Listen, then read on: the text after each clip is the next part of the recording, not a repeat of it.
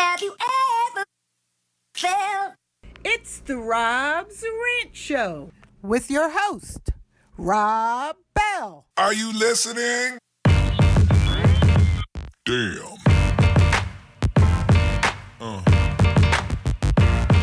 Yeah. A Trump decapitated head or monkeys in the White House? Let's talk about that when I come back.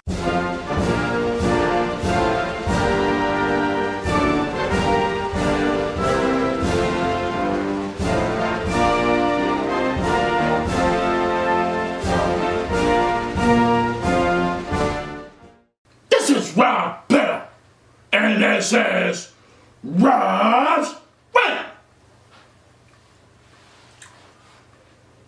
I was going to leave this one alone because there are a few other things that I really wanted to get into with this show, but I wanted to kind of hold off because right now the trial is going on for the Philando Castile shooting in Minnesota, and I wanted to see where this trial was going after they completed the jury selection. So I kind of held off on talking about yet another police shooting of an African American man in America, but I digress. And as I was going through some of my information on the computer, this whole issue of Kathy Griffin holding up the decapitated head of Donald Trump and how the press is just, kind of running with this. And in my travels today, listening to various news outlets on the radio and people's opinion on how disgusting it is, and no doubt I agree, it is horribly disgusting. Although I'm no Donald Trump fan, I do respect the office of the President of the United States, and her being Kathy Griffin making a joke of cutting somebody's head off and even taking it further by posting it on social media was, in my opinion, a very, very tasteless joke. And she really should be ashamed of herself for even putting it out there like that. But she probably wanted the attention. Her career is going south, and so it was a great way to, get more attention, and she certainly got probably more than she wanted because she lost some endorsements, and she also lost a job on CNN. So I don't think she understood how severe something like this is when you post the decapitation of a president, no matter how horrible he may be, of the United States on social media. People are not happy about it, and they shouldn't be. But I can't help but compare how when they posted pictures of President Obama and Michelle Obama looking like monkeys, and made cartoons in the news media and print about them being a part of a monkey tribe and being a part of the planet of the apes. And I can't help but compare how they showed pictures of President Obama being hung and set on fire because of the hatred for the first African American president in these United States. I can't help but compare that because although in some people's mind there may not be a comparison, there certainly is in my mind, because it was horribly disrespectful to the first African American president of the United States. And as I prefaced my talk about 45 and how I respect the office of the President of the United States, although I may not agree with what he does, I still respect the office. My expectation of the American public is for the American public to respect the office of the presidency of the United States, even when there's a black man in office. But no one did that. They posted pictures of him and Michelle looking like monkeys.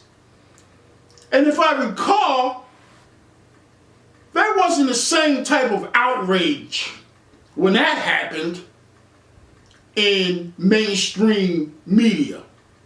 There wasn't the same outrage when they drew characterizations in cartoons of the President of the United States and his wife, the First Lady, looking like monkeys. I don't recall the same overwhelming outrage for something like that. They had pictures of the president being hung and set on fire as if he was a slave. They put that out there. There was no outrage in the same way that we're getting the outrage now because of Kathy Griffin holding a decapitated head of 45. There wasn't the same type of outrage then compared versus what's happening now. Why? Because they were okay with that. They're okay with calling us monkeys. They're okay with showing us in positions of being terrorized and set on fire and hung like they did to us back in the day. They're okay with that. Oh, there was some news reporting on it, but not to the extent that whoever was responsible for putting these images out in mainstream media suffered any real consequences for it. Can't recall what specific newspaper posted those images or what cartoonist drew those images of the President of the United States being a monkey, but I'm quite sure there were no repercussions for that newspaper or that artist or that editorial department who put that out there like that. I'm sure there was no repercussions for the news media who posted those images on television for us to see. Sure, there was no repercussions for the people who did that. Why? Because it's okay for mainstream America to call us monkeys and to hang us like slaves from trees and from lampposts. That's okay. But now all of a sudden, oh, we're outraged. Oh my God, you scared my children. Oh my God, I can't believe you did this. Oh my God, 45 son says, oh, that my dad, is he really, is that really his head? Well, nobody thought about the Obama children when they were doing that. Nobody thought about what they had to go through when they went to school every day and people were looking at images of their parents looking like monkeys. Nobody thought about them. This is, the America that we are now living in. It is absolutely outrageous that someone could show a picture of a decapitated president and show pictures of an African American president and his first lady as monkeys. This is the America that we're now living in. It has become a calamity of errors, a circus, if you will. And if we don't get it together, God help us. I don't know, which direction we're going in right now. But I also and always err on the side of what's going to happen to me as a African American man in this country, what's going to happen to my folks as African Americans. And not that I don't care about everybody else or anybody else, because I certainly do. But I do have to be a little selfish when it comes to my people in our community. And whenever I feel that there are injustices done to my people, I'm going to speak on it. And you might not like it. You might say there's no comparison to which this situation is against what happened when President Obama was in office. You might say all that. I really don't care. What I do care about is equality and justice for all of us. And if you're going to report on situations like this, then you got to be as equally reporting on situations when it comes to what happens for people of color and brown people in this country. I'm going to end on this. Just recently, the news media has spent more time covering a misspelled word that 45 decided to get up and tweet out at 12:01 in the morning the other day.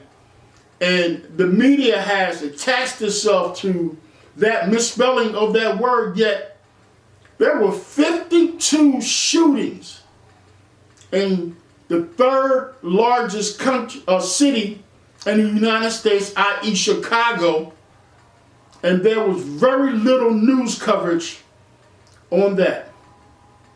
You can bet your ass if it was people of non-color, 52 people who got shot in the third largest city in the United States, and it wasn't our people, you could bet your ass the news media would have reported that. They would have tried to attach a terroristic situation to it. They would have vigorously investigated it in a way to try to figure out who was responsible for it. And probably at some point got down to the bottom of it. Oh, but because it was 52 people in the African American community on the south and west side of Chicago, it wasn't even newsworthy. It's happening so much that the news just decides to push it aside like it's no big deal. I'm here to tell you, you better start getting outraged behind all this mess that's going on. Because if you don't, they're going to continue to step on our neck, devalue us, marginalize us to a point to where this thing is going to explode in epic proportions. And it's going to be crazy for everybody. This is Rob Bell, and this is Rob's Rant. Are you listening? Damn.